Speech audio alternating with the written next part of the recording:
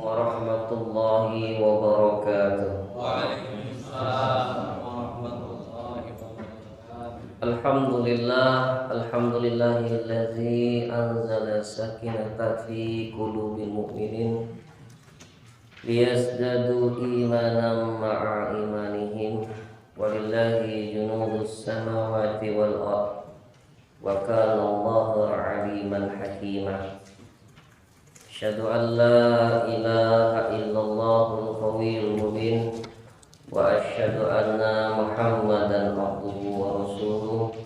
Allahumma shalli wa sallim ala sayyidina Muhammadin wa ala alihi wa sahbihi ajma'in. Subhanaka la ilma lana illa ma 'allamtana innaka antal alimul hakim.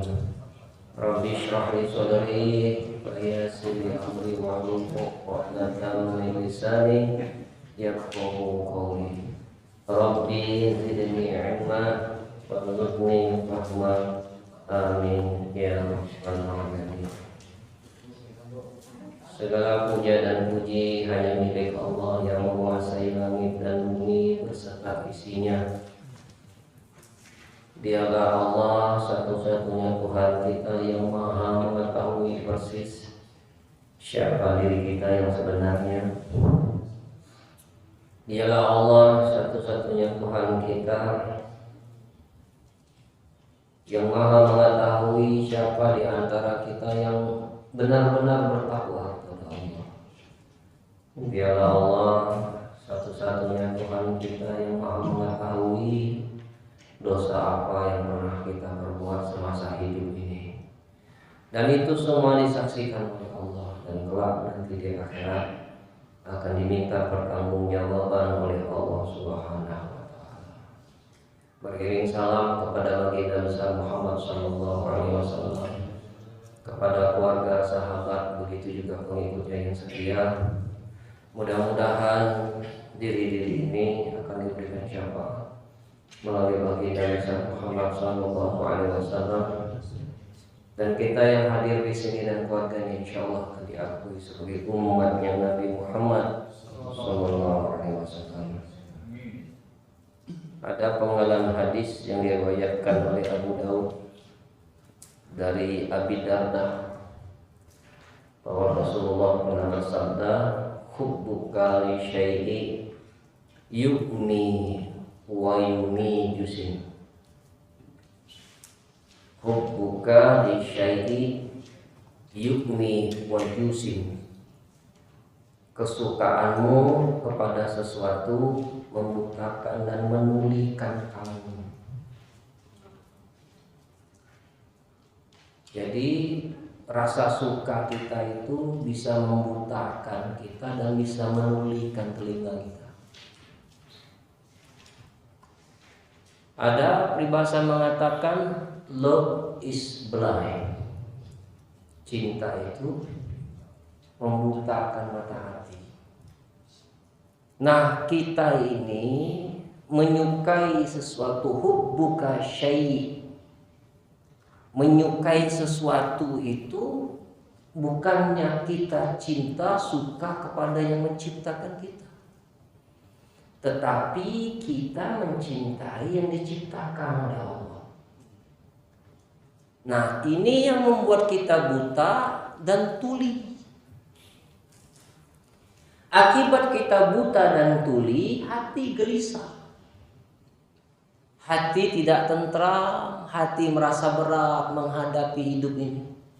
Walau sudah rajin sholat, walau sudah rajin zikir, walau sudah banyak sedekah, bahkan ada yang naik haji ulang-ulang. Kalau naik haji 3 kali, hanya itu 3. Ada Pak yang naik haji 3 kali. Jadi hajinya dikasih kubik. Kubik ya? 3 ya? Sudah 3 kali nih haji tidak tenang jiwanya, masih rewel, masih nyeludi igawi orang, masih melihat celah orang, masih menghina orang, merendahkan orang, meremehkan orang. Apa tidak terpanggil hati kita tuh lihat Ka'bah, masuk ke Masjid Nabawi, lihat makam Rasulullah, kemudian kita ke makam Baqi, melihat para sahabat, para syuhada mati di situ. Inilah yang membuat kita berat ini, buta dan tuli. Kita lihat saja pada kenyataannya, kita lihat saja dalam kehidupan kita sehari-hari. Anak kita kalau dia sudah main HP, buta dan tuli. Kita punya anak, kita panggil, Mamat, Mamat, Mamat, Mamat. Padahal disitulah dia, dekat kita, di samping kita, dipanggil dan dengar dia. Adi. Kita melihat ini orang tua yang manggil dia, karena dia sudah jatuh cinta dengan HP, sudah jatuh cinta dengan game, sehingga buta mata hatinya. Nah, kita jangan seperti itu. Jangan dibutahkan kepada sesuatu yang diciptakan oleh Allah. Dan jangan kita mencintai sesuatu, menyukai sesuatu yang sirna, tapi cintailah yang kekal. Apa yang membuat hidup kita menjadi berat? Yang pertama yang membuat hidup kita ini berat sepanjangan, wajah tidak tenang, wajah kusut, jidat mengkerut, seperti seolah-olah kita ini punya masalah tidak pernah selesai. Terpancarlah di wajah. Wajah ini cerminan hati. Kalau hati waras, wajah ikut waras. Kalau hati tak waras, wajah ikut kusut. Terlepas wajahnya ganteng atau jelek, tampan atau cantik, atau cindo, tidak ngaruh. Maka oleh sebab itu kita harus mengetahui apa penyebab kita merasa berat menghadapi hidup ini. Yang pertama, kita kurang yakin ke Allah.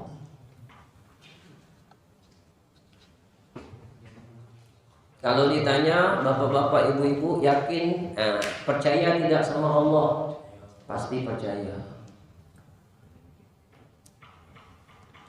Koruptor, penzina, ahli maksiat, tukang tipu, tukang bohong, itu kalau ditanya, antum percaya tidak sama Allah? Percaya. Tapi kalau ditanya, antum yakin tidak ke Allah? Berat dia jawab. Kalau dia yakin kepada Allah, tidak mungkin dia jadi penzina, tidak mungkin dia jadi koruptor, tidak mungkin dia jadi penipu, tidak mungkin dia jadi pembohong. Kenapa mereka melakukan hal itu? Karena mereka kurang yakin kepada Allah. Bagi bapak-bapak, kalau ketemu pelacur, coba tanya, Mbak, punya cita-cita gak ingin jadi pelacur? Apa jawabnya? Tidak ada mas, kakak yang punya cita-cita ingin jadi pelacur kan. Takdir yang membawa saya seperti ini kakak. Kita bilang, Mbak, carilah pekerjaan yang lebih baik, yang lebih halal, lebih berkah. Saya mau kerja, tapi tolong carikan saya kerja. Atau kakak nikahi saya. Saya siap berhenti kalau kakak mencukupi lahir batin saya. Siap tidak bapak-bapak kalau ditantang seperti itu?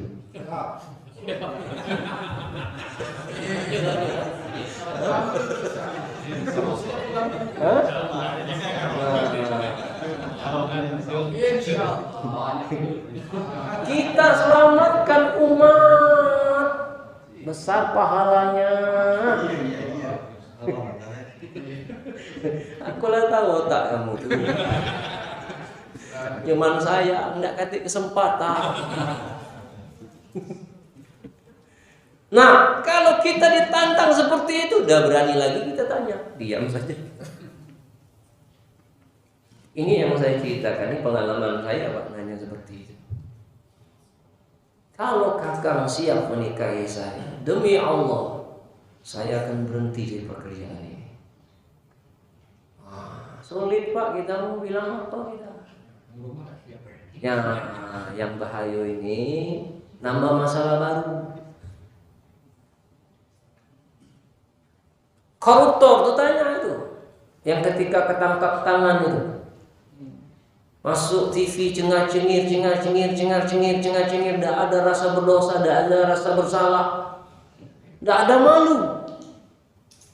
Tanya ke dia, punya cita-cita jadi koruptor? Tidak ada yang mau jadi cita-cita koruptor. Takdir yang membawa dia jadi koruptor, mereknya koruptor. Tidak ada yang punya niat seperti itu.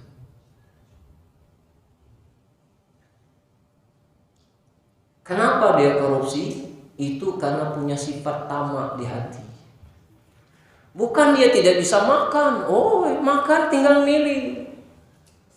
Bukan tidak punya rumah luas, mewah, kayak seperti istana.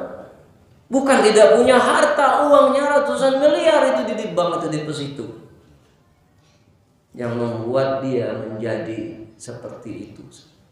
Sifat tamak yang menguasai hidupnya. Nah, hati-hati Pak. Ada seorang pemuda ingin menikah. Dia bertemu dengan seorang ulama. Biasanya kalau orang-orang yang mau menikah itu dia selalu mendatangi ulama, mendatangi syekh untuk mendapatkan petua. Datanglah dia kepada syekh itu, "Syekh, saya mau nikah." Alhamdulillah. Ternyata syekh, di dunia ini tidak ada wanita yang paling cantik kecuali calon istri saya. Yo, belum jadi bini ya. Dan kita pun berpikir sama dulu waktu kita mau menikahi istri kita. Banding-bandingkan saja wanita di luar sana. Tidak ada yang nyanyi calon istri kita. Istri kita tuh yang paling cantik. Walaupun tidak sesuai dengan kenyataan. Betul tidak? Nikah dia minta direstui oleh syekh itu. Mudah-mudahan kau mendapat keluarga yang baik dalam keadaan apa. 10 tahun tidak jumpa sama syekh gurunya itu, di mursyidnya tadi. Biasalah orang tua anak sudah nikah itu lupa sama guru. Dia sibuk dengan dunianya. 10 tahun punya anak 3. Ada masalah, dia datangi gurunya, mursyidnya itu. Syekh, saya punya masalah. Kenapa? Syekh, ternyata setelah saya menikah banyak wanita di sana yang lebih cantik daripada istri saya. Dia bilang seperti itu setelah punya anak 3. Dibanding-bandingkan dengan wanita-wanita yang lain di luar sana, memang banyak wanita yang lebih cantik daripada istri kita sekarang. Jujur saja Pak. Secara fisik kita melihat, wah, subhanallah, masya Allah. Kata saya itu, seandainya engkau melihat wanita-wanita yang cantik di luar sana, lalu engkau nikahi mereka semua, lalu kau nikmati tubuhnya, dan tidak ada lagi di dunia ini wanita yang paling cantik lagi, sudah kau nikahi, sudah kau nikmati tubuhnya, maka nanti engkau melihat anjing yang sedang telanjang kau anggap cantik. Masalahnya ini bukan istrimu yang tak pandai bersolek, bukan salah istrimu yang tidak cantik lagi, tapi engkau punya hati tamak. Nah, hati-hatilah Pak, sifat tamak ini. Sifat tamak inilah yang akan menghancurkan hidup kita ini. Dari Amir bin Auf al-Ansori, Rasulullah SAW bersabda, "Mal faqru asya alaikum, walakinna asya antum sabut dunia." Yang aku khawatirkan kepada kalian itu, kata Nabi, bukan kemiskinan. Yang aku khawatirkan itu adalah dunia yang akan memperbudak.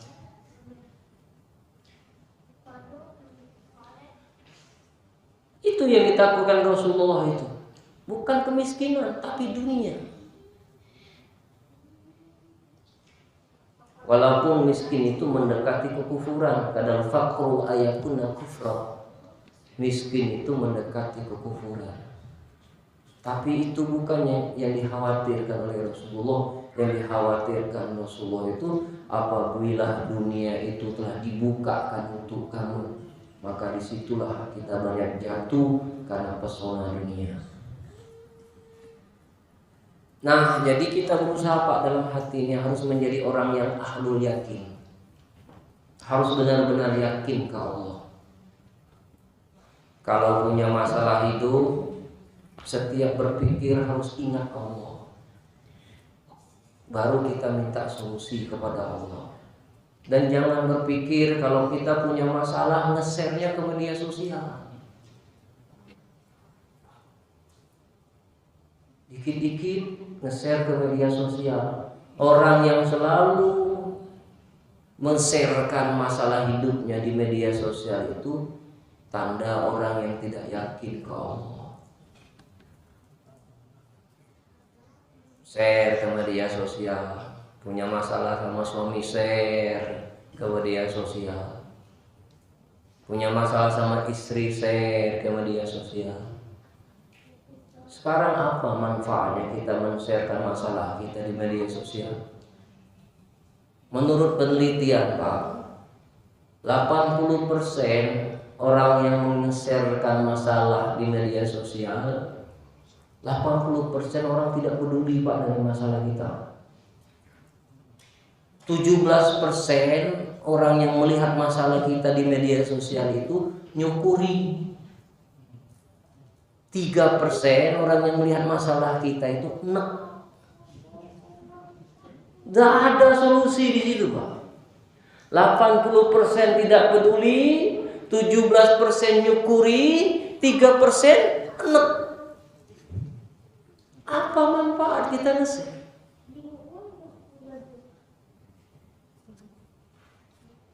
Kita tidak ada yang nge-like, tidak ada yang komen, kita tambah sakit hati. Percuma wae nge-share. Kati yang nanggapi. Kalaupun ada orang nanggapi masalah kita, apa manfaat? Selesaikan masalah kita? Tidak juga selesai. Malah tambah ruwet. Nah, berhentilah. Media sosial itu gunakan sebagai ladang amal dakwah saja. Kita punya masalah, tidak usah kita share-share ke media sosial. Ingat, tulisan yang kita buat di media sosial itu membuka aib sendiri. Orang banyak bicara itu akan ketahuan itu aurat orang banyak bicara. Ketahuan nih orang banyak bicara ini kemana arahnya. Maka kata Nabi, man somatan aja, siapa yang diam dia selamat. Dialah orang yang pendiam itu selamat gitu. Walau udah banyak ngomong, diam. Gak tahu gak mati. Nyindir maju. Saking pendiamnya, sakit pun gak ngeluh dia. Sakit apa? Ya soe. Gak ngeluh. Ada orang belum sakit atau lulung dulu. Tolong. Siapa yang mau nolong kita? Apakah dengan kita menjerit, merintih seperti itu mengurangi rasa sakit? Tak juga. Betul lah. Begitulah tetap sakitnya. Nah, diam saja Pak. Terutama ibu-ibu. Ibu-ibu tuh dosanya banyak di mana? Ya. Maka ibu-ibu kalau nangis nutup mulut. Lihat saja. Dosanya di mulut. Nangis itu apa? Nangis itu dosa. Bapak-bapak kalau nangis apa? Nutup mana? Nah, nutup mata berarti kita banyak dosa di mata. Ini kodrat Pak. Tidak ada laki-laki kalau dia nangis nutup mulut. Tidak wibawa itu. Kurang wibawa Pak walaupun dosa tinggi. Tapi kalau nangis nutup mulut. Lihatnya aneh Pak ya. Aneh tak? Jadi sesuai dengan kodrat.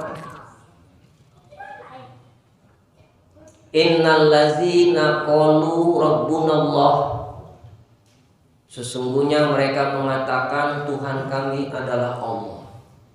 Tsumastaqamu tatanazzalu 'alaihimul malaikatu. Kemudian malaikat diturunkan oleh Allah lalu berkata kepada mereka, alla takhafu wa la tahzanu wa abashirul jannatil lati kuntum tu'adun. Kata malaikat, janganlah engkau bersedih dan janganlah engkau takut. Allah sedang mempersiapkan surga bagimu yang telah dijanjikan kepadamu. Jangan sedih dengan orang yang tidak suka sama kita. Jangan takut dalam urusan dunia. Fokus saja ke Allah. Nggak usah lagi banyak mikir, sakit ingat Allah, buntu ingat Allah, banyak masalah ingat Allah. Dan kita harus meyakini setiap masalah yang menimpa dalam hidup kita itu terjadi atas izin Allah. Tidak ada musibah yang menimpa pada diri itu melainkan atas izin Allah. Nah, kalau kita yakin bahwa musibah itu datang dari Allah, masalah itu datang dari Allah, wa may yu'min billahi yahdi qalbah. Siapa yang yakin kepada Allah, maka Allah akan memberikan petunjuk ke dalam hatinya. Tenang jiwa kita. Wallazi anzala sakinata fi qulubil mu'minin. Allah lah yang meletakkan sakinah itu kepada hati orang yang yakin kepada Allah. Yang menguasai hati Allah, yang memiliki bahagia Allah. Kemana lagi yang bisa membuat kita bahagia? Dunia yang diciptakan oleh Allah, fasilitas yang Allah berikan kepada kita di dunia ini bukan untuk bahagia secara hakiki. Cuman bisa membuat nyaman saja di dunia ini, tapi hati belum tentu bahagia. Kita duduk di mobil Alphard, harganya 3M. AC dingin, fitur-fitur interiornya canggih, duduk di sofa yang lembut, nyaman. Yang nyaman tuh siapa itu? Badan kita saja yang nyaman duduk di dalam mobil Alphard dengan fitur-fitur yang canggih, AC dingin, tapi hati belum tentu bahagia. Betul tidak? Kita tidak tahu. Yang bawa mobil itu supir, belum tentu bahagia. Yang bawa mobil Alphard tadi mikirkan angsuran tiap bulan. Stres dia, punya mobil Alphard, menderita dia. Walau orang lain melihat dia nampak bahagia, tapi ternyata tidak bahagia. Tidak dapat dia bahagia hakiki. Sesuatu yang zahir tidak akan bisa membahagiakan yang batin. Nah, yang bisa membuat kita bahagia secara batinnya itu apa? Ikhlas, ridho, yakin ke Allah. Nah, itulah yang membuat kita bahagia. Bahagia itu mahal, tidak bisa dibeli. Itu yang pertama Pak, yang membuat hidup kita ini berat adalah kurang yakin ke Allah. Bukan tidak yakin, kurang yakin. Kalau tidak yakin berarti kita tidak percaya sama Allah. Nah, yang kedua yang membuat kita berat menghadapi kehidupan di dunia ini adalah kita belum berdamai dengan diri sendiri. Kita belum berdamai kepada diri sendiri. Pernahkah bapak-bapak, ibu-ibu duduk sama seseorang yang belum kita kenal? Baru duduk saja sama dia. Enak duduk sama ibu ini. Enak duduk sama bapak ini. Belum bicara ya. Baru lihat wajahnya saja, duduk dekat sama dia, nyaman hati. Apalagi kalau dia bicara. Bicaranya membawa solusi, bicaranya selalu dia kaitkan ke Allah, bicaranya penuh dengan hikmah, bicaranya penuh dengan kebaikan. Nah, kenapa ini orang duduknya saja bisa membuat kita bahagia, membuat kita tenang? Karena dia telah berdamai dengan dirinya sendiri dan dia telah merasa enak atas dirinya sendiri. Nah, kita ini belum merasa enak atas diri kita. Masih ngeluh lah, inilah segala macam lah, kurang lah, ini itu. Bagaimana mungkin kita bisa membuat orang lain di sekitar kita akan merasa enak kalau kita sendiri pun belum bisa enak terhadap diri sendiri. Nah, ada juga kita sering duduk sama orang ini enak. Tadi enak, lawan enak. Kita lihat wajahnya saja enak, apalagi dengar suaranya. Nah, kenapa ini terjadi? Dia belum berdamai terhadap dirinya sendiri. Jadi orang lihat wajah dia tuh mengenekan.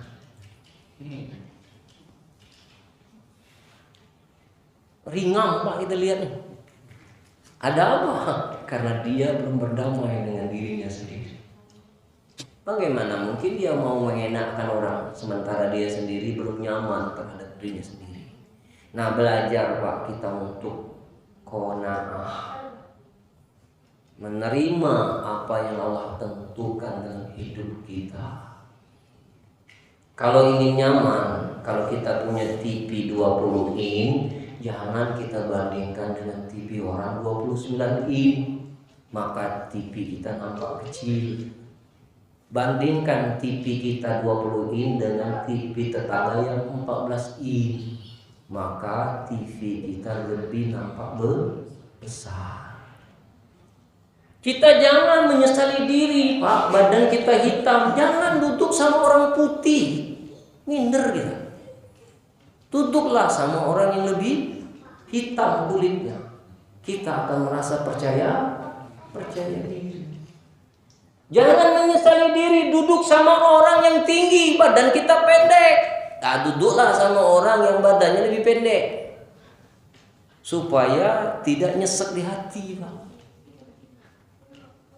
Wajah pas-pasan, jangan berteman sama orang ganteng, banyak makan hati. Kalau kita jalan, yang ditegur bukan kita, teman kita yang ganteng gitu. Ini pengalaman saya. Saya tidak melihat. Al-Ustadz Ahmad Al-Afsi itu adik tingkat saya. Sudah Ustadz nasional. Itu kalau kami jalan berdua itu sama dia, yang banyak ditegur tuh dia, bukan saya. Bahkan pacar saya pun disilang oleh dia. Selesai kamu. Minta rewangin HP ngajak dia. Yang diajak ngobrol siapa? Bukan aku. Al-Afsi itu yang diajak ngobrol. Akhirnya jadian budak itu. Kita temua. Apalah mengingat kita ini kecil pendek hitam rambut keriting dulu. Dia belagak cak belagak. Hidung mancung, badan putih bersih. Apalah kita ini hitam ini. uang. Makanya kalau kita bergaul ini ngukur diri supaya tidak sakit hati. Hidung kita pesek, jangan duduk sama orang yang hidungnya mancung. Nampak itu pesek hidungnya. Hidup kita tak pernah nyaman, Pak. Makanya lihat pembanding itu, jangan lihat pembanding yang lebih besar daripada kita, tapi bandingkan yang lebih minim daripada kita. Insya Allah nyaman hidup kita. Nah, gitu caranya. Jadi harus nyaman terhadap diri sendiri biar bisa membuat orang lain jadinya nyaman. Itu yang kedua, Pak. Yang ketiga yang membuat kita berat hidup ini karena hidup kita tidak ditolong oleh Allah. Sekecil apapun masalah yang sedang kita hadapi, kalau Allah tidak menolong kita, tidak selesai masalah. Sebesar apapun masalah yang kita sedang hadapi, jikalau Allah menolong kita, selesai masalah. Kalau kita tidak lulus ujian, jangan salahkan soal. Salahkan kita salah menjawab. Kalau kita punya masalah, jangan nyalahkan masalah kita yang tidak bisa menyikapi masalah. Masalah terbesar itu bukan masalah yang datang ke dalam hidup kita. Masalah yang terbesar itu apakah kita dekat dengan Allah atau tidak. Kalau kita sudah dekat dengan Allah, jangan khawatir, Allah yang akan membantu kita. Nah, kita tidak yakin ke Allah, kita lebih yakin kepada orang-orang yang kita percayai dibandingkan yakin kepada Allah. Jangan mengandalkan pengalaman, jangan mengandalkan ilmu. Pengalaman dan ilmu itu tidak akan berlaku apabila Allah tidak menolong.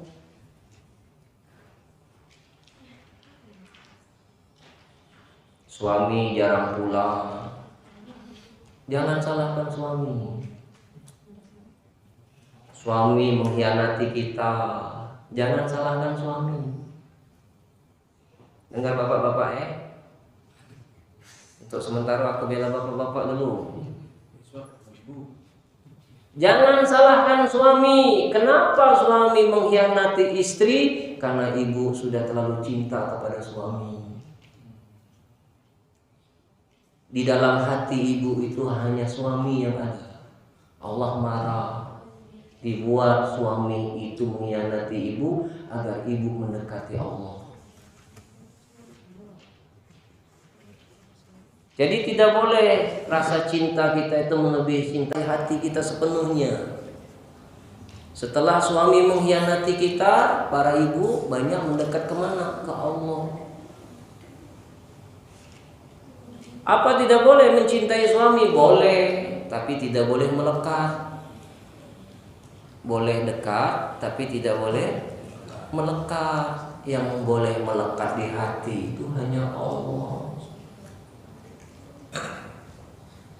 Boleh kita sayang sama anak, boleh dekat, tapi tidak boleh melekat di hati. Kalau itu melekat di hati seperti perangko dengan amplop. Kalau sudah terlalu lekat, kalau kita copot itu perangko di atas amplop, sobek. Begitu juga hati. Kalau sudah terlalu cinta kepada sesuatu, maka dia akan tuli dan buta. Dia tidak bisa mengenal dirinya dan tidak mengenal siapa Tuhannya. Memang benar pepatah mengatakan love is blind. Cinta itu buta. Nah, yang dianjurkan itu adalah cinta kita kepada Allah, membuat mata hati kita buta dengan dunia, tuli dengan dunia. Tidak apa-apa, alhamdulillah kalau kita dibutakan oleh Allah dalam urusan dunia, tuli dalam urusan dunia. Yang ada tergambar hanya di hati kita itu Allah. Allah, Allah, Allah, Allah, Allah, Allah, Allah. Itulah. Rasakan saja kalau hidup kita ini selalu Allah, Allah, Allah, Allah, Allah, nikmat hidup ini. Yang membuat kita tidak nikmat dan tidak merasa nyaman itu jauh dari pertolongan Allah. Nah, tahun depan anak-anak kuliah, duit dak kate. Allah lebih tahu. Dah usah kamu ngeluh. Allazi khalaqakum tsumma razaqakum. Allah yang menciptakan kamu, kemudian Allah yang memberi rezeki kepadamu. Dan tidak mungkin Allah yang menciptakan kita tidak tahu kebutuhan kita. Tidak usah dirutuki, tidak usah dikeluhkan, Allah tahu. Nah, cak mano gitu kakek mati ya. BPJS dak kati, tabungan dak kati, deposito dak kati, nak mati di mana? Allah tahu. Kita buntu. Allah tahu kita kati BPJS. Dimatikan oleh Allah tidak dalam keadaan sakit, mati ngejut. Praktis tanpa biaya. Tidak perlu lagi ke dokter, Pak. Apa dia gawe? Mati dalam keadaan sujud, mati dalam keadaan baca Quran, mati dalam keadaan majelis taklim. Ada teman saya itu jamaah tabligh udah as, rajin memang, kalau sholat selalu di masjid. Hidup sebatang kara, Pak. BPJS tidak ada, uang tidak punya. Hidup dari tetangga-tetangga itulah, kasihan dikasih uang, kasihan kita ajak makan. Meninggal sakit perut, Pak. Allah kan lebih tahu. Dan tidak usah khawatir, Pak. Tidak usah khawatir. Asal kita dekat dengan Allah. Dan matinya terhormat. Mati dalam keadaan habis sholat zuhur. Ketika dia mati, di jidatnya ada keringat, Pak. Itu nandakan dia mati husnul khotimah. Wajahnya senyum. Tidak nampak dia tuh mati dan rasa sakit dicabut nyawa itu. Wajahnya senyum seperti dia waktu dan terjaga, Pak. Di samping saya ini Al-Ustadz Al-Hafiz, Pak.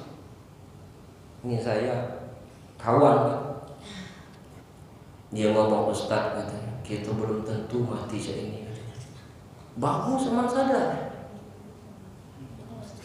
Dan aku juga merasa belum tentu juga bisa mati seperti udaas. Asrullah namanya itu, dipanggil udaas. Nikmat dia mati dalam keadaan bersih seperti iya, Ustaz. Nah, kita mawas diri baik.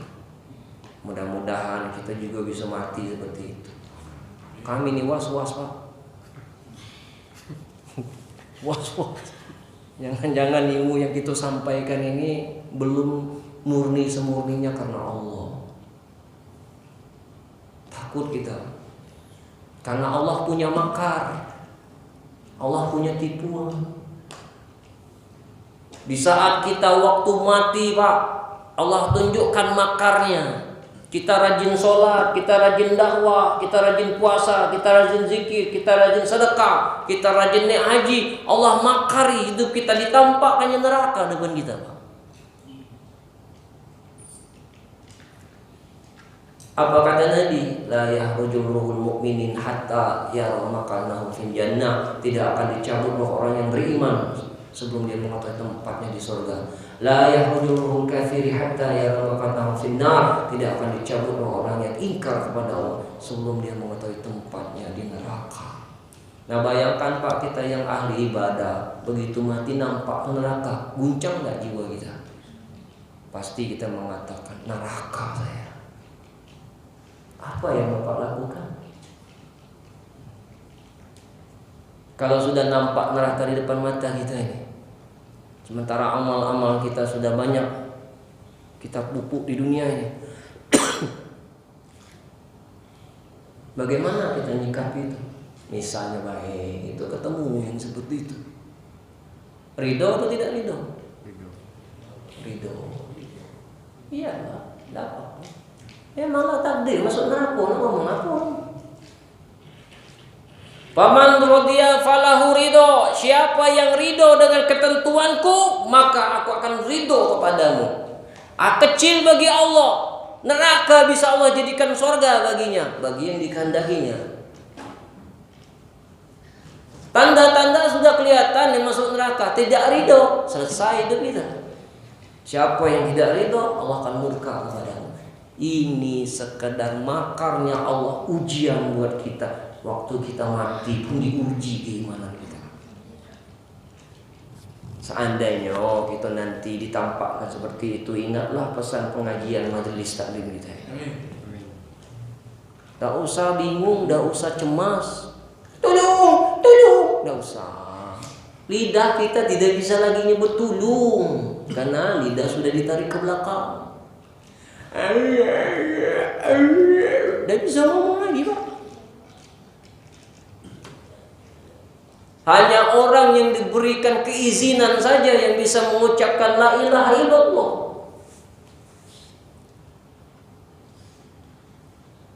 Gampang sekali masuk surga cuma la ilaha illallah.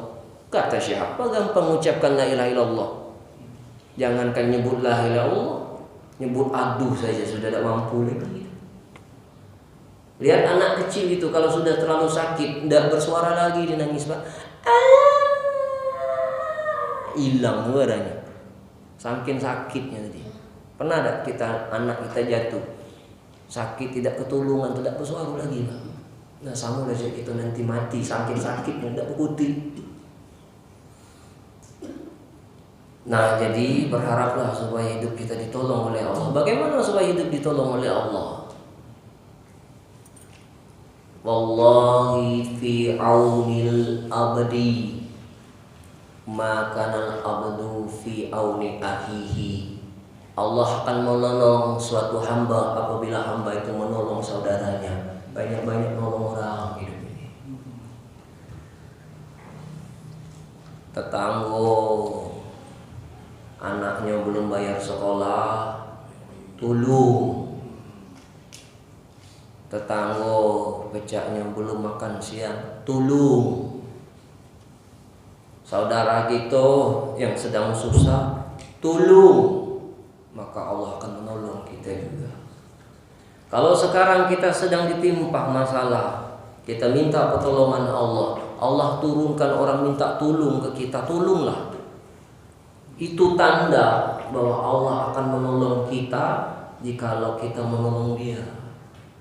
Orang ini hidup lagi dan banyak masalah, minta tolong pula. Nah, dia tidak sadar bahwa Allah sedang memberikan tanda bahwa Allah akan menolongnya jikalau kita menolong saudara kita. Tolonglah, tidak bisa banyak dikit. Insya Allah masalah kita selesai. Ini pengalaman spiritual saya, Pak. Dulu saya nikah, hamil 3 bulan gugur, hamil lagi 7 bulan meninggal di dalam perut. Alangkah sedihnya. Ya ibu-ibu yang tinggal di rumah sakit di kiri kanan ada anak, sementara istri kita tidak kati apa-apa. Duit lah habis banyak, korek lah 3 kali dikorek, tidak bersih. Meninggal di dalam. Malam itu kata dokter, Pak, anak bapak ini lah katik lagi. Maksudnya tidak juga dok, perut masih melendung. Bukan, Pak. Maksudnya nyawanya lah hilang. Loh, meninggal di dalam. Jadi cak mana Pak persentasenya keselamatan ini? 40-60. Jadi 60 tidak selamat, 40 selamat. Nah, jadi gitu. Jadi semalaman itu kami tidak tidur, Pak, mikir ke nasib ini nih. Ya Allah, apalah salah kami ya Allah. Kawin kami lah benar ya Allah. Berzina idah, berbuat yang kotor idah. Tetangga sebelah itu belum kawin lah punya anak. Mak manian ya Allah, sampai nangis Pak gitu ya Allah, susahnya dapat anak ya Allah. Sampai nangis rumah. Kami lah baik-baik ya Allah. Minta restu kedua orang tua, tidak ada yang dirugikan, tidak ada yang disakitkan. Kenapa engkau uji kami seperti ini ya Allah? Nangislah kami berdua, Pak, tidak bisa tidur karena besok harus dikeluarkan. Ngajar waktu itu saya Ngajar sebentar, saya kasih tugas, saya temui istri saya, di situ banyak zikir. Jadi tetap berbaik sangka saja. Tak usah dipikirkan. Yang penting kita yakin kepada Allah. Allah pasti sudah mempersiapkan anak yang soleh buat kita. Iya, waktu dia nak melahir ke itu, ya boleh kita dekati istri gitu. Cak sarunya ngeluarin. Nggak usahkan anak yang meninggal di dalam, anak yang masih hidup pun ibu-ibu melahirkan anak normal susah kan. Apalagi anak itu udah ada uat di dalam, tekeden sana, tekeden sini. Nih baca la ilaha illa anta subhanaka inni kuntu minadz dzalimin. Terus keluar. Budak tuh hampir lepas di tangan dokter. Pegang itu kan, pecah pegang bola kasti, bola poli. Untung nggak nyampak. Mercik banyak ketuban itu, astagfirullah. Sudah meninggal. Sudah kalau begitu kita perlu buat anak. Jadi tidak usah lagi program mending palak ngejar tayang nggak pernah dapat gitu. Kejar tayang lah. Sudah perlu nenangkan istri. Aku kuliah S2 selesai, begitu kalau S2 sudah selesai baru program lagi. Bini badannya lah agak berisi, pikirannya tidak lagi stres, tidak trauma lagi, baru program anak. Lahirlah budak situ ini. Namanya Muhammad Habib Patrihan. Harapan aku mudah-mudahan dia juga bisa meneruskan perjuangan anak. Nih itu Pak. Alhamdulillah budak ini pecahnya tuna, pecahnya. Kita tidak tahu lagi kan namanya budak kalau belum berubah. Hari ini jadi malaikat, besok jadi setan dengan itu. Kalau diajak ini berkahnya itu mancar ke dia.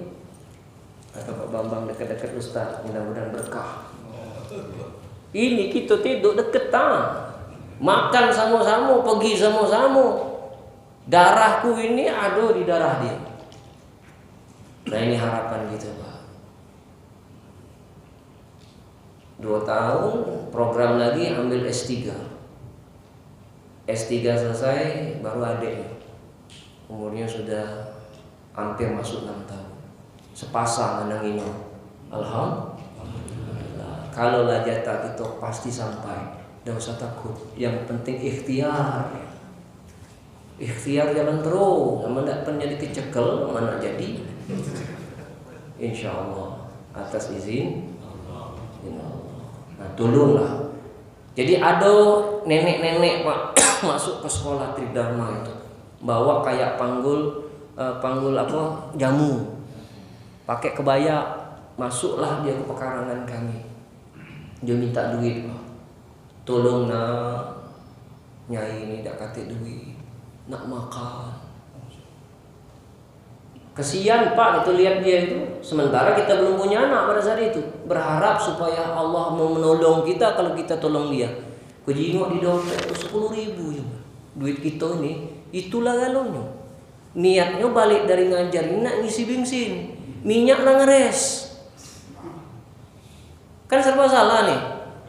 Tapi demi Allah, demi keyakinan kepada Allah, kita tahu ini minyak ngeres tidak sampai lagi ke rumah. Tapi aku berikan uang 10 ini, nyai ini duit 10.000 bisa beli nasi telur. Oh mau kasih siapa nama kau? Heri Iskandar bin Zainal Abidin. Apa yang kau pinta? Sekarang aku belum punya anak nyai, punya anak gugur punya sudah. Ya Allah yang maha pengasih lagi maha penyayang, karuniakanlah Heri Iskandar bin Zainal Abidin ini anak yang soleh dan soleha. Dan nyampe berapa menit aku ngobrol sama kawan di samping aku Pak, hilang ibu itu. Jadi ku kejar Pak, ku tanya sama satpam, Pak lihat ibu-ibu yang hati Pak. Ku kejar lagi ke masjid Taqwa, kalunia, cepat dia berlari, kan tidak mungkin pakai kebaya berlari. Ku jingok di bawah got gorong-gorong itu dah kata kalunya dia bersingit. Hah? Hilang, Pak. Kita tidak tahu siapa dia. Bisa jadi itu adalah malaikat, bisa jadi itu Nabi Khidir yang menyerupai manusia. Coba pada saat itu kalau kita tidak bantu, mungkin sampai sekarang saya belum dikasih oleh Allah karunia anak. Nah, jadi kalau jiwanya suka menolong, tolonglah orang. Walaupun kita pahit, walaupun kita susah, walaupun keadaan kita susah, tolonglah. Jangan kecewakan dia pulang dengan tangan kosong. Kasihlah, insya Allah selamat. Nah, jadi 3 hal itulah Pak yang membuat hidup berat. Yang pertama,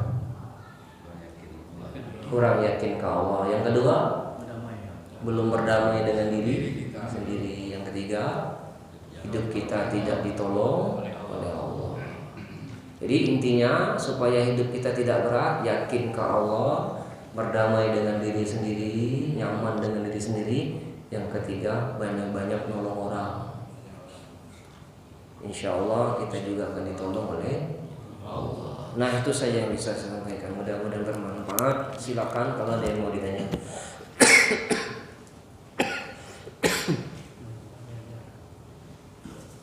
Ya, silakan Pak Abu. Assalamualaikum warahmatullahi wabarakatuh. Assalamualaikum warahmatullahi wabarakatuh. Terkesan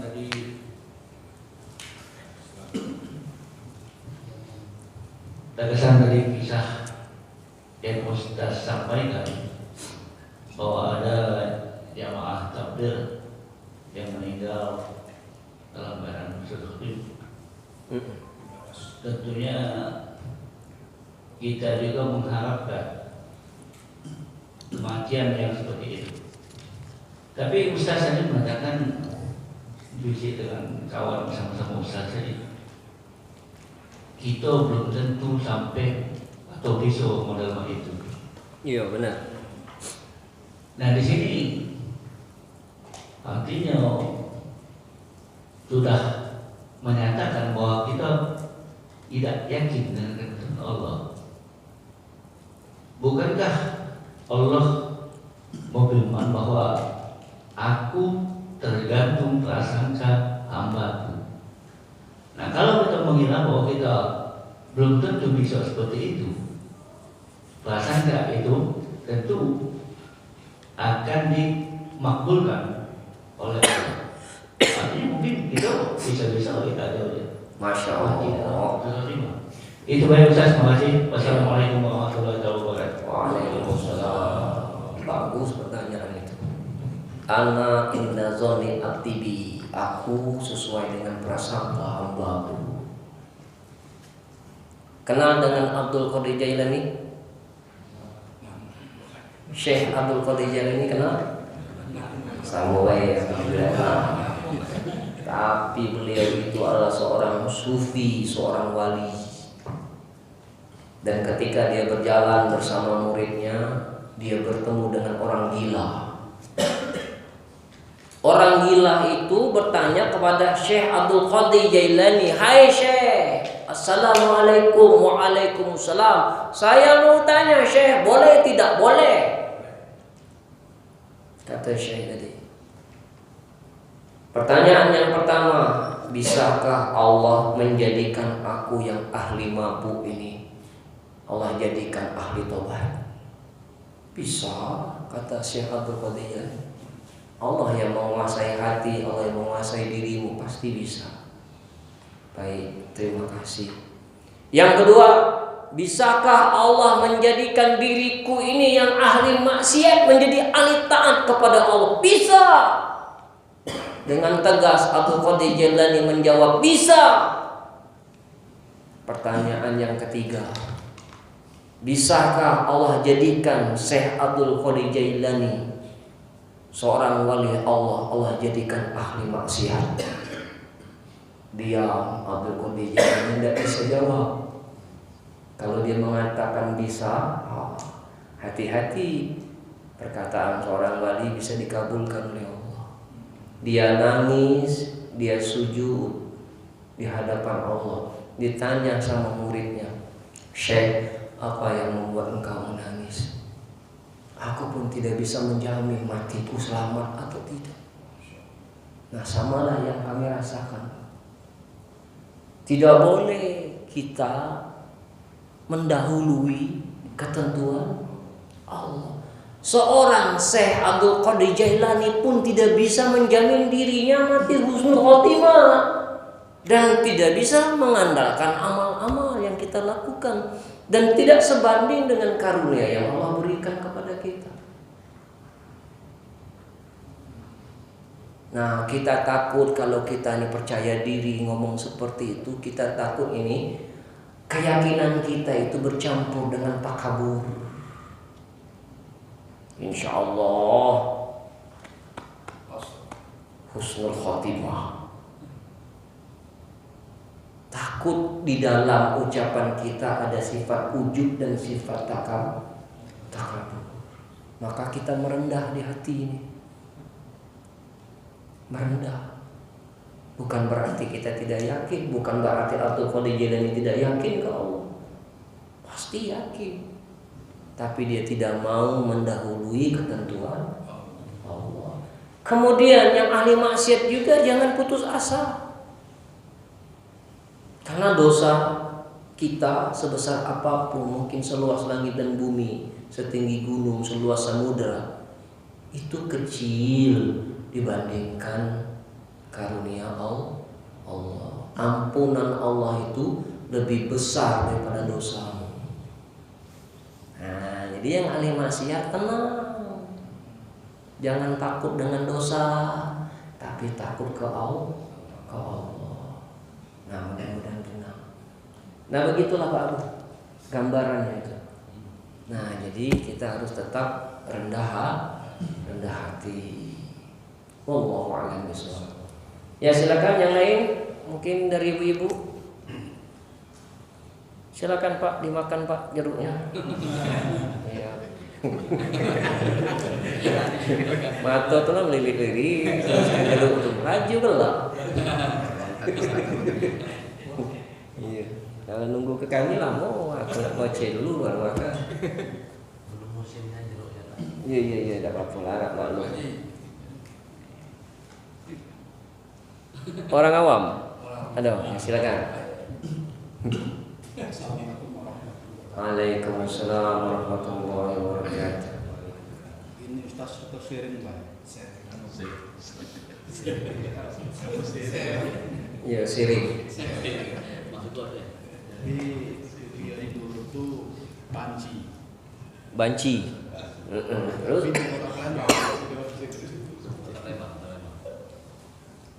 Kemungkinan tidak sukses, dia dapat informasi pindah ke Jakarta. Alhamdulillah sukses, tapi dia menolak takdir di operasi. Iya, manci. Sampai tahu Dorce. Jadi Dorce ini sekarang ini dia sudah muat penguburan. Ya, Nah, Dorce. waktu kalau aku mati ya, dikuburkan di sini dan aku ini katakan almarhumah. Itu Nah, Ya, minta dimakamkan secara wanita. nanti cak mana pas jalan keluar deh pas. Diomongkan di almarhumah. Uji kata dari mereka. Almarhumah. Ambil saja mobil taufik adalah bersama Assalamualaikum warahmatullahi wabarakatuh. Lihatlah orang yang dapat harta dari cara yang batil, dari cara yang melawan kodrat, di akhir hayatnya miskin dia, ditarik oleh Allah tuh keberkahannya. Bahkan dia ngemis supaya orang bisa bantu dia. Ini membuktikan bahwa harta yang dia dapat itu kurang berkah. Tapi banyak anak yatim tidak berkah. Karena apa? dia tidak menerima takdir sebagai laki-laki, maka haram duitnya itu. Nah, Allah buktikan di detik-detik akhir-akhir hayat seseorang. Itu yang pertama. Jadi kalau duit yang tidak berkah itu pasti di akhir hayat dia pasti jatuh miskin. Yang kedua, dorji itu kodratnya laki-laki. Tidak boleh dia dimatikan lalu diurus jenazahnya sebagai wanita. Tapi sudah dipotong, tetap dia laki-laki. Tidak boleh, karena dia telah melawan takdir.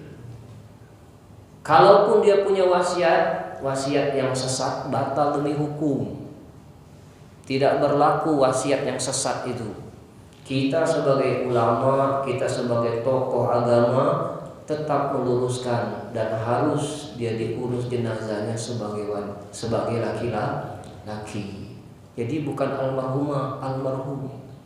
Dan nama aslinya yang harus disebut bukan Dorce, kan punya nama asli.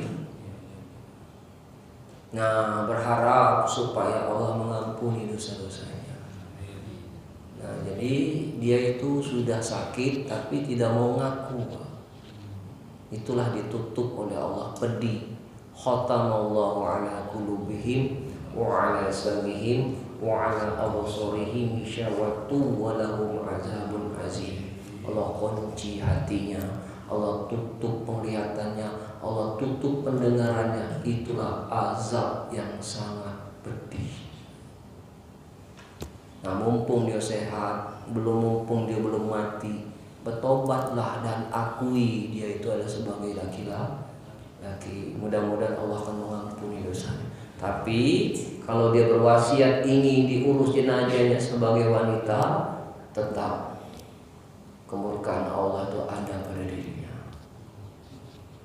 Nah, cuman kita tetap mendoakan mudah-mudahan Allah beri hidayah sebelum dia dipanggil oleh Allah. Kasihan dia orang baik, cuman dia tidak dapat ilmu, tidak dapat hidayahnya. Kalau dia sudah dapat hidayah, insya Allah dosa-dosanya akan diampuni oleh Allah. Nah, ini pelajaran buat kita, bapak-bapak, ibu-ibu. Kalau jadi lanang, jadilah lanang sejati. Yang lanang gak jelas, badan lanang gaya bedino. Jadi jadilah laki-laki sejati, berani, tegas, dan sebagai pemimpin yang benar. Nah, ini harus ditanamkan kepada anak-anak kita. Jangan sampai anak-anak kita tuh pengecut. Betul tidak? Harus berani membela kebenaran, berani menegakkan keadilan. Salah katakan salah, benar katakan benar. Tidak boleh takut mati. Mati di mana saja. Walaupun kita ditembak dengan ratusan peluru, kalau kita belum ajal, tidak mungkin mati. Banyak ada orang yang tidak ditembak mati sendiri. Nah, itu karena sudah ajal. Nah, jadi gitu. Ini Pak Haji, mudah-mudahan bermanfaat. Tapi di balik itu tas dia bangun masjid. Apakah masjid itu mengalir untuk dia kira-kira? Sekarang kita bangun masjid, nah dia dapat pahala. Kita berharap agar dengan harta yang dia berikan ke masjid itu Allah akan memberikan hidayah kepadanya. Insya Allah kalau Allah itu meridhoinya. Tapi dia punya anak yatim, banyak anak asuhnya itu kan, ribuan malah. Kita berharap mudah-mudahan dia nyisikan uangnya dari hasil mencong itu bisa Allah memberikan hidayah kepadanya. Iya kan hasil mencong itu Pak. B-A-B-L-O-N-O bencong. Nah, kira-kira seperti itu. Jadi tetap berbaik sangka saja. Tapi kan haram uangnya. Betul haram, cara dia ngambilnya haram. Tapi ketika niat dia mau membangun masjid, duit itu tidak haram. Yang haram itu perbuatan, cara dia ngambil uangnya itu yang haram. Contoh, ingin memperjelas supaya kita ini jangan salah paham. Kita driver Pak, Yang naik mobil kita nih pelacur. Dia bayar ongkos gokar itu pakai duit apa tuh? Duit lendir, duit jualan lendir. Amanat haram, haram, haram. Uangnya dah haram. Kita profesional, kita nganter dia pulang, dikasih uang dari uang haram, uang lendir, uang bejajo, tetap itu terima. Dak kagak bulan ada ditanya. Haram apa malam? Haram apa malam? Ada kena Pak. Betul tidak? Nggak bisa Pak. Nggak bisa gitu sebut. Duit mana nih? Korupsi apa tidak nih? Duit korupsi apa bukan? Nggak mungkin Pak. Nah kita bekerja sesuai dengan profesi kita sebagai supir driver, jasa. Duitnya tidak haram. Yang haram itu cara dia ngambil rezekinya itu yang jadi haram. Nah jadi kita yang driver ini jangan terlalu selektif. Ya udah ini, misalnya pelacur, kamu cancel, buyar namanya. Berarti kita nolak rezeki. Ada yang driver ini mohon maaf, tidak ada maksud untuk menyinggung. Nah begitu Pak ya. Tapi tas Ya. wasiatnya kita jadikan almarhumah. Iya. Kan ada wasiat ya. Iya. Nah, suatu ketemu malaikat tuh bingung nggak malaikat?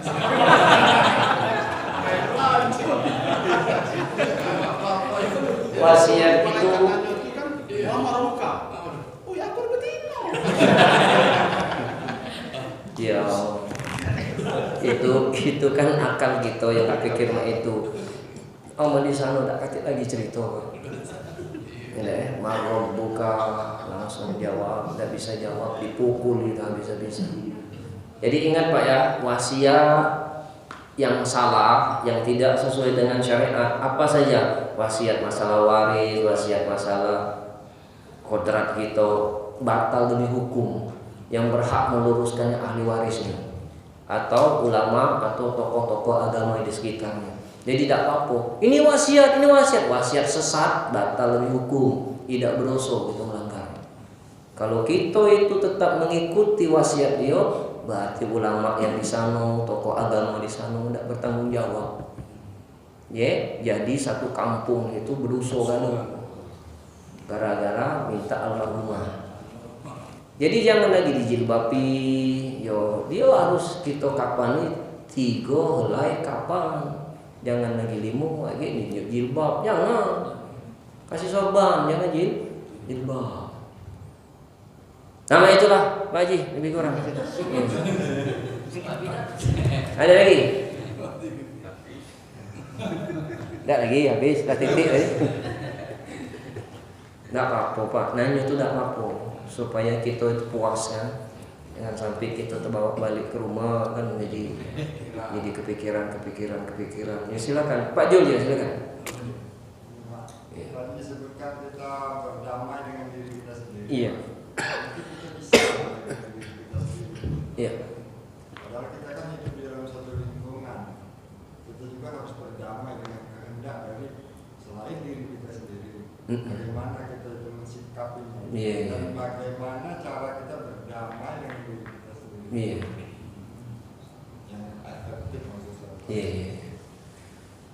Itu Pak ya.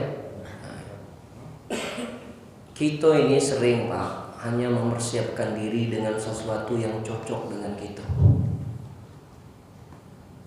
Jarang sekali kita ini mempersiapkan diri kita ini dengan sesuatu yang tidak cocok dengan keinginan kita. Itulah yang membuat diri kita tidak nyaman. Jadi jangan hanya kita mencari atau menyesuaikan diri kita dengan sesuatu yang sesuai dengan keinginan. Kalau hanya mempersiapkan diri kita sesuai dengan keinginan kita, ya pasti nyaman. Ada orang berbuat baik sama kita, kita berdamai dengan kebaikan itu, nyaman dengan tetangga gitu kan. Tapi ada juga orang tetangga kita, sahabat-sahabat kita memperlakukan kita sesuai dengan tidak sesuai dengan keinginan kita. Dan ini harus dipersiapkan mentalnya. Misal ada orang caci maki kita Kita harus mikir dulu nih. Orang nyaci maki kita harus ingat dulu ke Allah. Ya Allah, apa yang kau suka dari perilakuku ini atas perilaku dia terhadap diriku. Jadi langsung refleks ingat ke Allah. Jangan balas dengan caci maki. Idfa billati ahsan, balaslah keburukan itu dengan kebaikan. Tapi dia menghina harga diri saya, mencaci maki saya. Jangan kita balas dengan menghina dan jangan balas dengan mencaci maki. Itu kata pilihan dia, kata pilihan kita tetap yang terbaik. Ya memang perlu dilatih Pak yang seperti ini nih. Biasanya kita ini kalau diperlakukan oleh orang lain jahat, refleksnya membalas kejahat juga kita. Empang nampar kita. Betul tidak? Jarang ada ditampar dia sabar. Astagfirullahaladzim. Inni akhafu rabbul alamin. Sesungguhnya aku takut kepada Allah, bukan takut kepada. Apa artinya kamu ini di hadapan Allah? Nah gitu. Jadi kita tuh memarahi diri sendiri. Nah gitu Pak. Jadi bagaimana supaya efektif untuk berdamai pada diri sendiri? Satu, persiapkan diri yang tidak sesuai dengan keinginan kita. Jadi kalau ada orang itu yang tidak secocok sama kita, itu sudah sunatullah. Nabi saja kekasih Allah sempurna akhlaknya, paling baik, paling mengerti, paling penyayang, rahmatan lil alamin, masih ada yang benci sama Rasulullah. Bahkan ada yang mau membunuh Rasulullah. Apalagi kita. Nabi bukan, kiai bukan, baca Quran tidak jelas, kadang semayang kadang tidak. Ya wajar-wajar lah kalau ada orang yang benci sama kita. Kita yang baik saja ada yang benci, apalagi kita yang setengah-setengah baik. Nah, jadi kita harus menyadari ini sunatullah. Ingat, jangan merasa diri kita lebih baik daripada dia. Sudahlah, anjing menggonggong kafilah berlalu. Tenang kan kita? Tapi ini harga diri, sudahlah, siapa kamu itu? Siapa diri kita ini? Mempertahankan harga diri kita, tapi mengundang mudarat lebih besar. Sudahlah, ingat Allah saja. Allah tahu siapa diri kita. Nabi itu kalau dia dihina pribadi, tidak pernah marah Pak. Tapi sekali jangan kau hina agama dia. Dia duluan maju ke depan. Sama seperti kita nih. Saya dihina tidak apa-apa, biasa dihina orang, dikritik orang, baca teror di dalam WA. Supaya jangan kita sakit hati, tidak usah dibuka WA. Ada neror kita, tidak usah dibuka Pak. Tutup ya, tidak usah dibaca-baca. Kapan kita ringan ke blokir, habis urusan. Jangan merusak hati, dibuka balas, dibuka balas, dibuka balas. Apa manfaatnya? Ingat Pak, orang yang sedang marah itu satu, cenderung kata-katanya zolim. Kalau bertindak, tindakannya pasti zolim. Jadi tidak mungkin dia ngomongnya waras. Lebih baik tidak usah diladeni. Sama kita sama istri yang sedang emosional sama kita, tidak usah dibalas, diam baik. Kaget berhenti dewek di masjid. Latihan dulu dengan orang yang terdekat nih.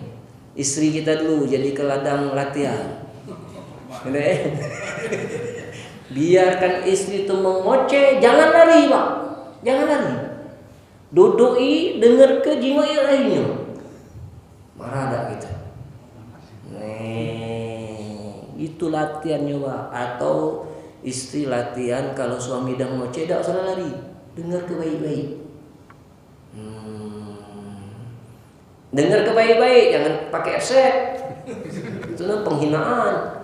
Dengarkan baik-baik. Siapa tahu di dalam marahnya itu ada nasihat buat kita, supaya hidup kita lebih baik. Nama itulah Pak Jo lebih kurang, supaya nyaman lahir batin. Ada lagi yang lain? Silakan Pak Bambang Sutoyo.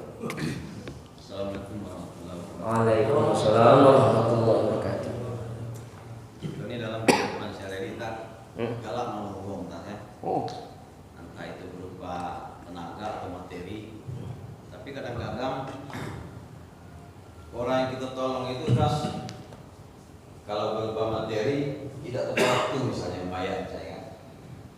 Nah, jadi kadang-kadang kita tuh merasa jengkel. Kadang-kadang bahkan kita pun jadi kuncingan orang itu kita buat kan. Dulu janji ini tidak tepati. Jadi pertanyaan gas, apakah perbuatan yang macam itu bisa merusak amal kita?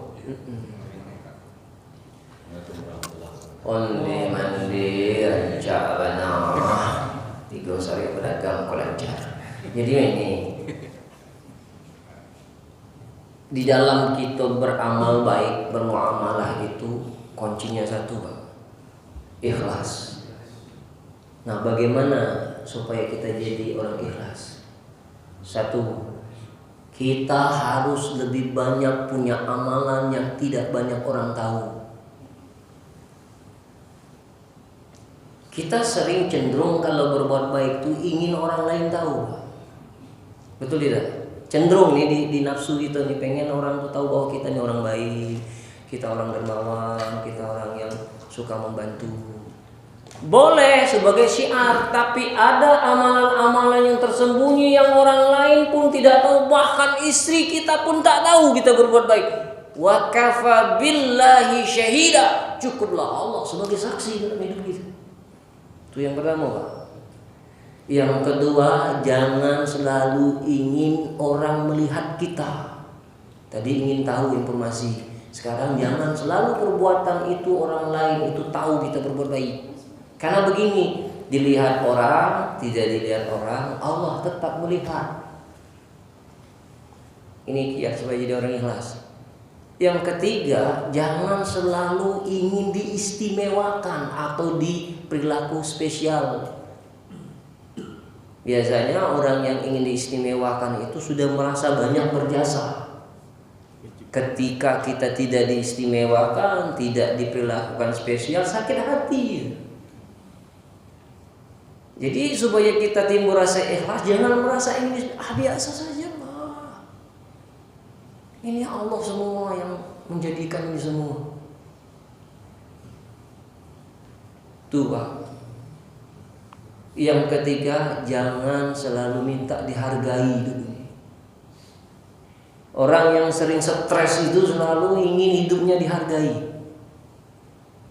Apalagi kita dulu waktu bekerja ini sebagai pejabat, punya posisi tinggi, punya anak buah, kita sebagai pemimpin. Begitu pensiun, kena penyakit power syndrome. Akhirnya berlomba-lomba ingin jadi pengurus masjid supaya dihormati oleh jemaah masjid. Karena apa? Penyakit, Pak, ini, Pak. Hati-hati. Karena dia penyakit pujian, Pak, nih, penyakit ingin disanjung ini. Nah, ini kena penyakit power syndrome nih. Hati-hati. Nah, maka kita tidak usah ingin dihargai, biasa saja. Ustadz di depan aja sama baik. Tidak usah dikasih tahu, biarlah. Silakan jadi imam. Nah, ada ustadz kalau dia tidak jadi imam, bersama dia sama masjid. Masjid itu tidak menghargai aku, pindah ke masjid lain. Gagal lagi sholat ke masjid itu. Tidak diagui, tidak dihargai. Jangan, Pak. Tidak usahlah hidup seperti itu, menderita hidup kita. Kalau ada yang mau jadi imam, silakan. Tidak usah ditunggu-tunggu, tidak usah, silakan. Saya tidak sakit hati dan tidak merasa terhina. Sekarang ini bukan bacaannya yang kita lihat nih. Ikhlas tidak dia jadi imam. Apa artinya? Misalnya dia baca Quran bagus, tajwidnya bagus, makhrajnya bagus, balaghahnya mengasihkan, tapi di hatinya ada ujub. Bacaan saya nih luar biasa dalam hatinya. Itu ujub, Pak, hilanglah amal. Ada orang yang sedikit hafalannya, bacaannya sederhana, tajwidnya juga tidak begitu sempurna, balaghahnya sederhana, tapi dia baca itu ayat ikhlas. Setiap yang dia baca Al-Ikhlas, Al-Ikhlas, Al-Ikhlas. Rakaat 1 Al-Ikhlas, rakaat kedua Al-Ikhlas. Jadilah. Yang penting ikhlas. Kan begitu. Jadi jangan kita merasa kecil hati, minder. Ajilah. Aku dikit apalah. Wah itu lebih baik Pak. Begitu jadi imam, wah dia baca surah Ikhlas tuh merinding Pak gitu. Karena ayat itulah yang sering dia baca. Aku tak masak Pak. Ribuan kali dia itulah yang baca. Keluar rumah Al-Ikhlas, balik rumah Al-Ikhlas, nak tidur Al-Ikhlas. Begitu dia baca Pak, merinding Pak kita dengar. Nah ini motivasi Pak ya, yang sedikit hafalan jangan kecil hati, jangan merasa. Biar kalau Pak Bambang tidak ada maju, nggak usah nunggu Pak Bambangnya. Ada Pak Bambang maju. Nggak apa-apa, jangan takut Pak. Yang penting belajar ikhlas dulu nih. Kalau sudah ikhlas nanti terpancar nih, nyentuh ke kolbu kita. Kenapa orang kalau bicara dan nyentuh hati? Karena dia bicara tidak pakai hati. Kenapa orang baca Quran tidak nyentuh ke hati? Karena dia baca tidak pakai hati. Maka pakai hati. Nah yang terakhir, kalau berbuat baik jangan minta dibalas. Sudah berbuat baik lupakan. Seperti tadi kita pinjam uang, janji nih. Nah, janji 3 minggu kau bayar ya. Ternyata belum dibayar, kita umbar yang orang ini dah bayar utang nih. Kita cerita-cerita sana sini. Nah itu jadi apa? Jadi gibah Pak. Yang seharusnya kita berbuat baik tadi di sisi Allah dapat pahala, karena kita jengkel, kita kesal karena dia sering ingkari janji, ngundang dosa. Dibuat oleh Allah hatinya tidak mau bayar utang kita. Kenapa? Kita telah mengundang dosa di situ. Sebagusnya doakan, ya Allah, berikan dia kemurahan rezeki, balikkan hatinya yang tidak mau bayar utang, karena Allah lah yang menguasai hatinya. Ya muqallibal qulub, wahai Allah yang maha membolak-balikkan hati. Kalaupun dia tak bayar, niatkan dalam hati, ya Allah, dengan tidak bayar utang, ya Allah, hapuskan dosa orang tuaku. Amin. Hapuskan dosa diriku, istri dan anak keturunanku. Amin ya Allah. Dengan uang tak bayar hutang, dosa itu kafarah oleh Allah. Asal kita ikhlas. Ingat, mungkin kita selama ini mempersiapkan rezeki itu memang untuk dia. Jadi ladang amal untuk kita, ladang kebaikan untuk dia. Hati kita bersih dan jangan jengkel sama orang itu.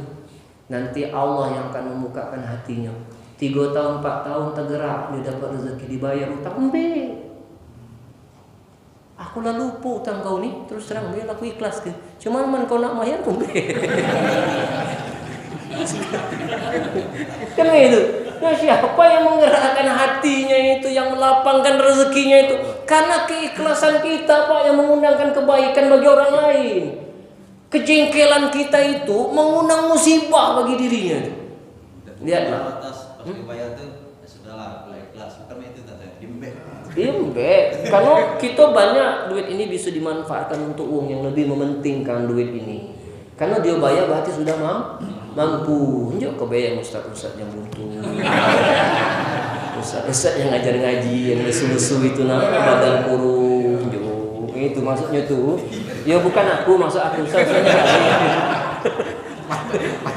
Iya, aku nih nak bantu-bantu ustaz-ustaz gitu nih yang kesini prihatin nih. Ya banyak Ustaz prihatin. Rumah nyiwo, kendaraan ndak kati, kesian nyiwo. Nah itu Pak Bambang. Mudah-mudahan bermanfaat. Wallahu a'lam. Habis ya? Nah, itu saja yang bisa disampaikan. Mudah-mudahan bermanfaat dan mudah-mudahan kita belajarnya semangat. Mudah-mudahan dengan belajar begini kita bisa menghadapi lika-liku hidup. Sehingga ketika kita punya masalah, ilmu ini senjata untuk menghadapi hidup. Orang kalau tidak punya ilmu dapat masalah panik. Kapan panik melangkah pasti salah. Tapi kalau orang yang sudah punya ilmu, ketika Allah uji, ilmu itulah sebagai senjata. supaya kita selamat ketika kita melangkah. Jadi jangan bosan-bosan untuk ilmu, jangan bosan-bosan kita supaya diberikan oleh Allah kemudahan. Kita sholawat dulu Pak ya. Sholawat yang pendek Pak ya. Allahumma sholli ala sayyidina Muhammad wa ashfir lil zalimin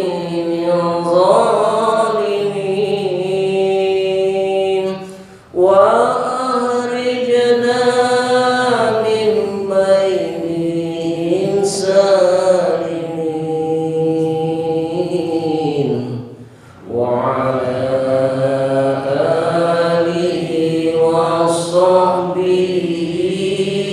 ajma'in.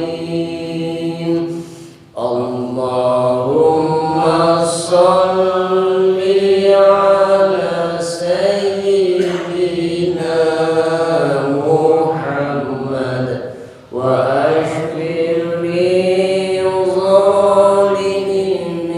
zalimin wa akhrijna min bainihim salimin wa ala alihi wa sahbihi ajma'in. A'udzubillahi Bismillahirrahmanirrahim. Alhamdulillahirabbil alamin. Allahumma shalli wa sallim ala sayyidina Muhammad wa ala ali sayyidina Muhammad. Ya Allah ya Tuhan kami, Engkaulah satu-satunya Tuhan kami yang tahu persis siapa diri kami yang sebenarnya. Engkaulah yang seutuhnya menguasai hati kami. Engkau tahu dari setiap gurisan hati. Engkau pun tahu dari niat kami yang paling dalam. Tidak ada satupun lintasan hati yang tidak Engkau ketahui. Ya Allah, hujamkan ke dalam hati kami yang begitu yakin kepadamu. Buatlah hati kami berdamai dengan diri kami, sehingga Engkau jadikan sifat qanaah yang ada dalam hidup kami.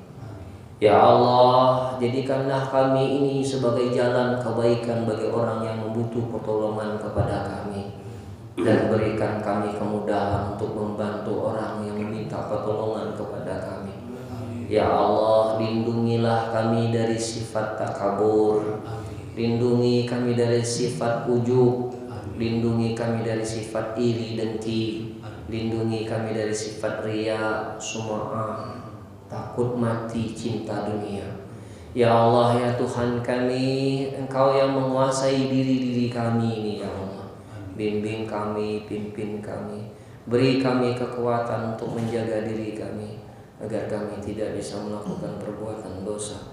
Tutup jalan maksiat bagi diri kami ya Allah, dan buka pintu kebaikan bagi diri kami. Ya Allah ya Tuhan kami, selamatkan ibu bapak kami ya Allah. Begitu banyak jasa pengorbanan ibu bapak kami. Tidak ada manusia di dunia ini yang begitu banyak jasanya dan pengorbanannya untuk kami. Bahkan ada orang tuanya yang mendekati neraka karena berjuang untuk menafkahi kami. Bahkan ada orang tua yang tidak bisa mengaji, yang tidak bisa sholat, karena sibuk memelihara kami, menjaga kami, sehingga waktu-waktunya habis hanya untuk menghidupi kami, hanya untuk berjuang untuk kami. Ya Allah, Engkau tahu siapa orang tua kami ya Allah. Ampuni dosa kedua orang tua kami ya Allah. Sayangi kedua orang tua kami sebagaimana mereka menyayangi kami. Kasihani kedua orang tua kami ya Allah, sebagaimana mereka mengasihani kami. Ya Allah ya Tuhan kami, jadikan doa-doa kami ini sebagai penerang kubur ibu bapak kami ya Allah. Kau tempatkan mereka di sisimu, di tempat yang paling mulia. Jamulah kedua orang tua kami dengan jamuan yang terbaik di sisimu. Ya Allah ya Tuhan kami, Golongkan kami ini menjadi anak yang soleh dan soleha, dan jadikanlah kami ini anak yang tahu balas budi, anak yang berbakti kepada kedua orang tua, dan jadikanlah kami kelak nanti di akhirat bisa menjadi syafaat bagi kedua orang tua kami. Ya Allah, ya Tuhan kami yang Maha Pengasih lagi Maha Penyayang,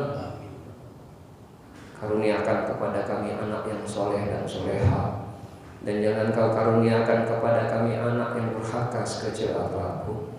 Ya Allah, jagalah anak dan keturunan kami dari fitnah zaman, fitnah dunia, fitnah kubur, dan fitnah akhirat. Ya Allah, bagi orang tua yang masih hidup, ya Allah, jadikan sisa umur mereka Engkau berikan keberkahan yang banyak. Karuniakan kepada mereka hati yang tulus, hati yang ikhlas, hati yang ridho. Panjangkan umurnya, sehatkan lahir batinnya, ya Allah. Ya Allah, ya Tuhan kami yang Maha Pengasih lagi Maha Penyayang, jangan Kau jadikan dunia ini menipu kami, memperbudak kami, dan menyilaukan mata hati kami, ya Allah. Dan matikan kami dalam keadaan husnul khatimah. Jadikan hari-hari kami menjadi hari-hari yang tidak pernah bisa melupakan-Mu, dan jadikan hari-hari kami menjadi hari-hari yang indah hidup bersama. Ya Allah, ya Tuhan kami, jadikan tempat ini salah satu tempat yang Kau sukai, yang Kau ijabah doa-doa kami, yang Kau lapangkan kami dalam kesempitan, yang Kau mudahkan segala urusan kami, yang Kau berikan ketenangan di dalam hati kami ini. Ya Allah, ya Tuhan kami, berkahi majelis kami ini, ya Allah. Lembutkan hati kami yang masih keras membatu, cahayai hati kami yang masih gelap gulita. Beri petunjuk kepada hati kami yang masih tersesat. Rabbana zalamna anfusana wa illam taghfir lana wa tarhamna lanakunanna minal khasirin. Rabbana hab lana min azwajina wa dhurriyyatina qurrata a'yun waj'alna lil muttaqina imama. Rabbana hab lana min ladunka dzurriyyatan thayyibatan innaka sami'ud du'a.